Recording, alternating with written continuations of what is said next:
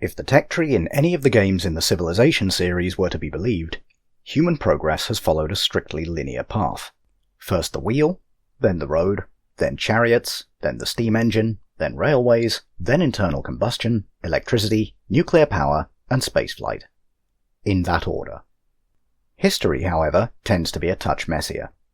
The United Kingdom flew its first jet-powered aircraft in 1941. The first British plutonium enrichment reactors became operational in 1950.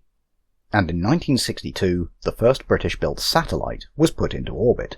However, most of the materials, parts, and people involved in these jet-age, atomic-age, and space-age projects would have likely been hauled around the country by steam engines which technologically owed more to 1850 than 1950. To say that British Railways initially didn't know what to do with its motive power is something of an understatement. A few mainline electric and diesel locomotives had been built as early as the 1920s and 40s, but in 1950 these were novelties that were either underused or in some cases not used at all. The rest of the world dieselized and electrified and generally started to look like what people imagine the mid-20th century to look like, with buttons and switches and lights and dials. Meanwhile, in 1951, Great Britain set about designing and building some of the very best and most advanced obsolete technology ever to grace any nation's transport network. In 1955, the British Transport Commission decided that this was perhaps not the best policy. Steam locomotives were thermally inefficient, needed hours to be started up or shut down, and were extremely labour-intensive to run and maintain. All expenses that couldn't be afforded with general rising wages in the post-war era. And worse, they looked old-fashioned. It was clear that a major overhaul was needed. The result was the 1955 Modernisation Plan.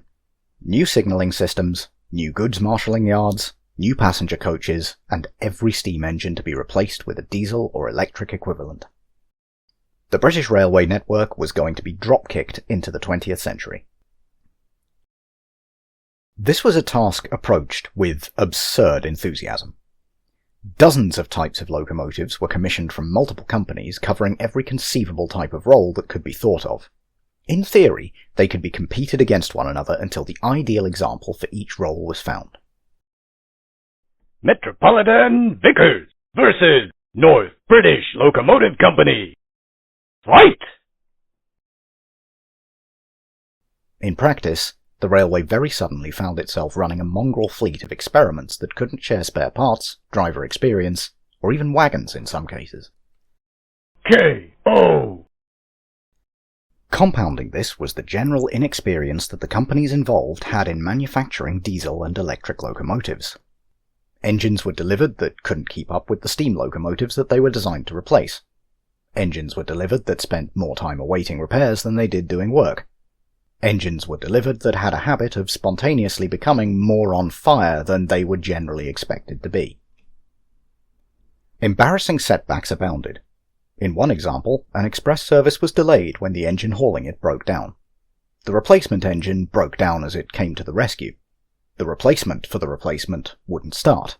Then, at long last, the service finally set off, hauled by a steam engine. This was not uncommon. In 1958, a study found that the prestigious Flying Scotsman service from London to Edinburgh departed late with a hastily substituted steam locomotive covering for diesel failure on 6 out of the 10 days surveyed. But while unreliable engines, poor build quality, and underpowered traction were some of the most visible problems rearing their head, they were far from the worst. The common carrier ruling in place at the time meant that the railway was duty-bound to transport anything requested of it. The result was a lot of eclectic things in unpredictable quantities in individual wagons, each travelling from unique points of origin to unique destinations. Because of this, to get from supply to demand, a single train had to be assembled out of individual wagons heading to the same destination, then broken apart into separate wagons to be assembled into new trains heading to new destinations on arrival. Time-consuming, and given that the shunting engines doing the wagon shuffling at the yards had to be kept crewed, fueled, and watered so as to be ready to do work when it arrived, very expensive. The first method of solving this problem was simple. The steam engines doing the sorting were replaced with diesel shunters. When there was nothing to do, they could be switched off, then switched back on at a moment's notice when there was work to do, instantly cutting fuel and maintenance bills.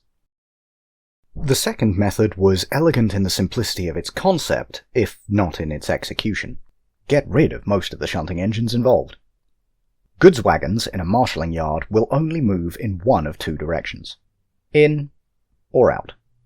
If the entrance to the yard was elevated, a single shunting engine could push the wagons up and over the rise to let them roll under gravity into their assigned place. A giant pinball machine for freight sorting. By 1968, the work was completed. The scattergun mess of new diesel and electric locomotives had been shorn down to the most effective and reliable examples. The marshalling yards were ready to distribute everything to everyone, and new comfortable coaching stock was ready to make journeys swift and convenient. All of this achieved just 13 short years after the Modernisation Plan's initial proposal. But by 1968, the world had moved on. The common carrier ruling had been revoked, with road transport catering for point-to-point delivery of individual items. Short trains doing piecemeal work no longer existed, replaced by bulk goods going direct from industry to industry. And from 1955 to 1968, car ownership had exploded from not even a quarter of the population to more than half. The marshalling yards catered for goods handling methods that hadn't been used for years. The updated coaching stock served passengers who had long since bought cars. Many of the less powerful modern engines had been commissioned for roles that simply no longer existed. And that was the final fate of the 1955 Modernisation Plan. An ambitious scheme that achieved everything that it set out to do in record time, without actually meeting any of its objectives.